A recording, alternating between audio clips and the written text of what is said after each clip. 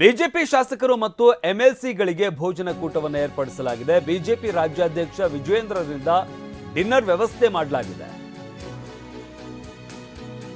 ಬೆಳಗಾವಿಯ ಹೊರವಲಯದ ಹೋಟೆಲ್ನಲ್ಲಿ ಡಿನ್ನರ್ ವ್ಯವಸ್ಥೆ ಮಾಡಲಾಗಿದೆ. ಭೋಜನ ಕೂಟಕ್ಕೆ ವಿಜೇಂದ್ರ ವಿರೋಧಿ ಬಣ ಗೈರಾಗಿದ್ದಾರೆ.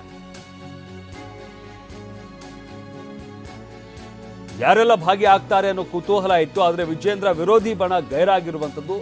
ಯತ್ನಾಳ್, ರಮೇಶ್ ಜಾರಕಿಹೊಳಿ ಸೇರಿದಂತೆ ಇತರರು ಗೈರಾಗಿದ್ದಾರೆ. ಅಂದ್ರೆ ಅವರ ಬಣದಲ್ಲಿ ಗುರುತಿಸಿಕೊಂಡಿದ್ದವರು ಒಂದಷ್ಟು ಜನ ಔತಣಕೂಟಕ್ಕೆ ಹೋಗಿಲ್ಲ. ಕಲಾಪದ ನಡುವೆನೂ ಊಟಕ್ಕೆ ಒಬ್ಬೊಬ್ಬರಾಗಿ ಆಗಮಿಸಿದ್ದಾರೆ. ಕಲಾಪ ಇರೋದ್ರಿಂದ ಒಂದಷ್ಟು ಮಂದಿ ಬಂದಿರಲಿಲ್ಲ.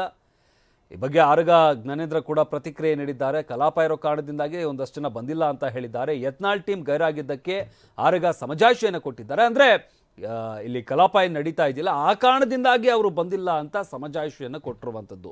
ಒಟ್ಟಾರೆಯಾಗಿ ಇವತ್ತು ಬಿಜೆಪಿಯ ಶಾಸಕರು ಮತ್ತು ಎಂಎಲ್ಸಿಗಳಿಗೆ ಭೋಜನ ಕೂಟದ ವ್ಯವಸ್ಥೆಯನ್ನು ಮಾಡಿದರು ಬಿಜೆಪಿಯ ರಾಜ್ಯಾಧ್ಯಕ್ಷ ವಿಜೇಂದ್ರ. ಬೆಳಗಾವಿಯ ಹೊರವಲಯದ ಹೋಟೆಲ್ನಲ್ಲಿ ಡಿನ್ನರ್ ವ್ಯವಸ್ಥೆಯನ್ನು ಮಾಡಲಾಗಿತ್ತು. ಭೋಜನ ಕೂಟಕ್ಕೆ ವಿಜೇಂದ್ರ ವಿರೋಧಿ ಬಣ ಗೈರಾಗಿತ್ತು. ಯತ್ನಾಳ, ರಮೇಶ್ ಜಾರಕಿಹೊಳಿ ಸೇರಿದಂತೆ ಅವರ ವಿರೋಧಿ ಬಣದಲ್ಲಿ ಗುರುತಿಸಿಕೊಂಡಿದ್ದಂತಹ ಒಂದಷ್ಟು ಜನ ಶಾಸಕರುಗಳು, ಎಂಎಲ್ಸಿಗಳು ಇವರು ಇವತ್ತು ಗೈರಾಗಿದ್ರು ಔತಣಕೂಟಕ್ಕೆ.